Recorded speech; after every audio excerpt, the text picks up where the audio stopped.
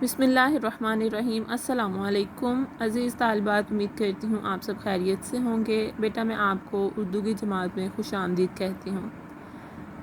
आज से तालिबात हम वर्कशीट किया करेंगे, यानी कुछ दिन हम वर्कशीट उर्दू की वर्कशीट पर काम करेंगे। तो आपको यहाँ पर एक वर्कशीट दिखाई दे रही है जिसकी पहली सरगर्मी है कछुआ और खरगोश दोनों दोस्त हैं। अगर आप देख सकें तो आपको यहाँ पर तस्वीर एक दिखाई दे रही है, ये खरगोश है और दूसरा कछुआ है। तो यहाँ पर इबारत क्या है कि कछुआ और खरगोश दोनों दोस्त हैं, वो सेब के दरख्त तक पहुँचना चाहते हैं। अब क्या है, यहाँ पर कछुआ और खरगोश बने हुए हैं, यानी ये खरगोश है और ये कछुआ है, और ये दोनों सेब के दरख्त तक पहुँचना चाहते हैं। ये एक सेब का दरख्त है, ठीक है। तो हरूफ तहज्जी मुकम्मल करके रास्ता तलाश करने में आप इनकी मदद कीजिए। जी, तो हमारा क्या काम है कि हमने हरूफ तहज्जी मुकम्मल करनी है और फिर हमने इन दोनों को हमने सेब के दरख्त तक पहुंचाना है। तो हम हरूफ तहज्जी कैसे मुकम्मल करेंगे प्यारे बच्चों, क्योंकि आप जमात में तरक्की कर चुके हैं, नई जमात में तरक्की कर चुके हैं, तो प्यारे बेटा आपको ज़रूर अलिफ बे बहुत अच्छी तरीके से याद होगी। तो बेटा हमने हरूफ तहज्जी को ही इस मुकम्मल रास्ते में तरतीब से तहरीर करना है। अब आपको नज़र आ रहा है यहाँ क्या लिखा हुआ है, अलिफ। तो अलिफ के बाद क्या आता है, जल्दी से बता दें मुझे, क्या आता है, बे। तो हमने यहाँ पर बे तहरीर करना है, ठीक है। अलिफ के बाद क्या आता है, बे। बे के बाद पे लिखा हुआ आपको नज़र आ रहा है, बे के नीचे एक नुक्ता होता है, तो पे के नीचे कितने नुक्ते होते हैं, 3। तो इसी तरह पे के बाद क्या आता है, ते। जी, तो ते में कितने नुक्ते होते हैं, ते के ऊपर 2 नुक्ते होते हैं। इसके बाद टे आपको दिखाई दे रहा है, फिर से लिखा हुआ है, यहाँ जीम लिखा हुआ है।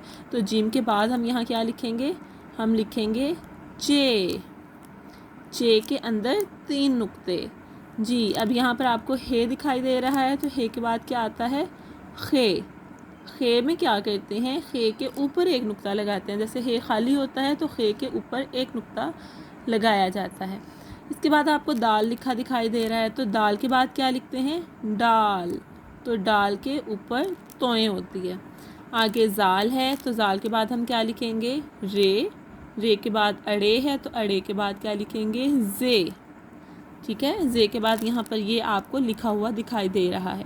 फिर सीन है, सीन के 3 शोशे होते हैं, और आगे सीन, तो सीन खाली होता है, तो हम इसके नीचे लिखेंगे शीन, और शीन के भी 3 शोशे होते हैं।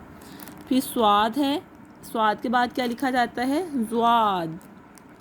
ज्वाद के ऊपर एक नुक्ता। जी, अब आप देख सकते हैं तोएं। तोएं के बाद क्या लिखते हैं, जोएं। जी, इसी तरह बेटा आइन है, तो आइन के नीचे क्या लिखेंगे, गाइन। गाइन के बाद फे आप देख सकते हैं। फिर काफ लिखा हुआ है, तो काफ के बाद क्या आएगा, काफ, से हम क्याफ भी कहते हैं, ठीक है। तो क्याफ का 1 मरकज़ होता है, तो काफ के 2 मरकज़ होते हैं। फिर आगे है लाम। लाम के बाद क्या लिखते हैं, मीम। जी, मीम के बाद नून। नून के बाद वाव। वाव के बाद गोल है, ठीक है, जिसे छोटी है भी बोलते हैं। इसके बाद है हमज़ा। हमज़ा के बाद क्या है, छोटी ये।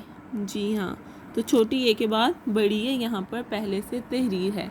तो प्यारे बेटा अब इस तरह हम जब अलिफ बे अपनी हरूफ तहज्जी तरतीब कर लेंगे, तो क्या होगा कि खरगोश और कछुआ इस अलिफ बे की तरतीब के मुताबिक अपना रास्ता तलाश करते हुए सेब के दरख्त तक पहुंच जाएंगे, ठीक है।